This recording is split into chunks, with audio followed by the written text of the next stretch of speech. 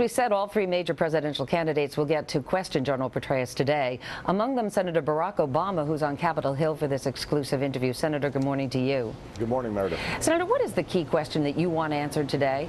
Number one question you're going to ask. Well, I think the most important issue is still the one that was asked in September, which is how has this war made us safer?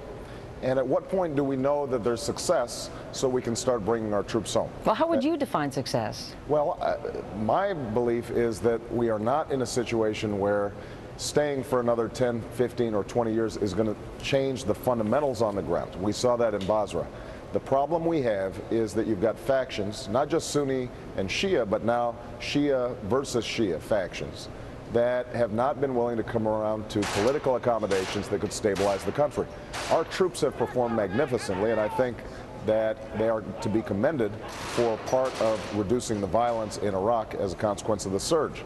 But what we have not seen is the Iraqi government using the space that was created, not only by our troops, but also by the stand-down of the militias in places like Basra, to use that to move forward on a political agenda that could actually bring stability. And I think the only way to leverage those factions to do that is going to be if they start saying that the American troops are not going to be there permanently. Well, you haven't even said if. You've said when, Senator. You said if that you are elected, that within 16 months you're going to bring all the troops home from Iraq. Senator McCain said yesterday that that is a reckless promise that you cannot possibly keep, a failure of leadership.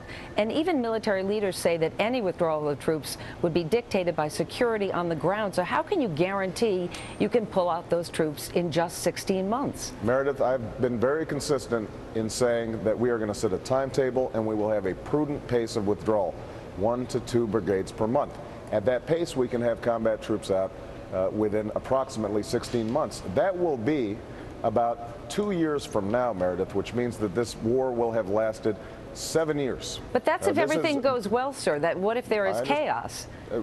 Meredith, there's the possibility of chaos right now, as we saw in Basra. So what we can do is we can stay there in perpetuity. But if we can't have the Iraqi government resolve some of its conflicts within 7 years, we won't have it done in 14 years or 21 years. And the height of irresponsibility was going in the first place and not having these questions answered, as John McCain ratified and went along with. I think it compounds the irresponsibility if all we're doing is simply moving the goalpost. We won't leave because violence is up. Now we don't leave because violence is down, as we've made progress. And the notion that we would have a long-term occupation of Iraq is not only unsustainable from our military's perspective and our financial perspective. We're spending $400 million a day. It's also distracting us from going after al-Qaeda and those who actually perpetrated the deaths of 3,000 Americans on September 11th. Senator, both you and Senator Clinton have said that Senator McCain favors 100 more years of war in Iraq. Well, on Sunday in the New York Times, Frank Rich wrote, quote, "Really, Barack Obama and Hillary Clinton should be ashamed of themselves for libeling John McCain. That, in fact, Senator McCain never said he wanted 100 more years of war. He just felt American troops should be a long-term presence the way they are in Japan and South Korea." So are you willing to admit that you have distorted his statements? Now, that's just not accurate, Meredith. We can pull up the quotes on YouTube. What John McCain was saying was that he is happy to have a potential long-term occupation in Iraq. Happy may be overstating it. He is willing to have a long-term occupation of Iraq, as long as 100 years. In fact, he said 10,000 years, however long it took. That was his argument. The problem is that there's no end in sight because John McCain has not offered any clear point at which he suggests it's time for us to move our troops home. And the American people, I think, have recognized that we have a legitimate national security interest in Iraq.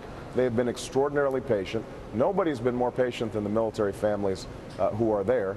But at some point, we have to say to ourselves that the Iraqi government has to stand up and make the difference. And yet, when you look at the latest, and that was the premise, remember, Meredith, of the surge.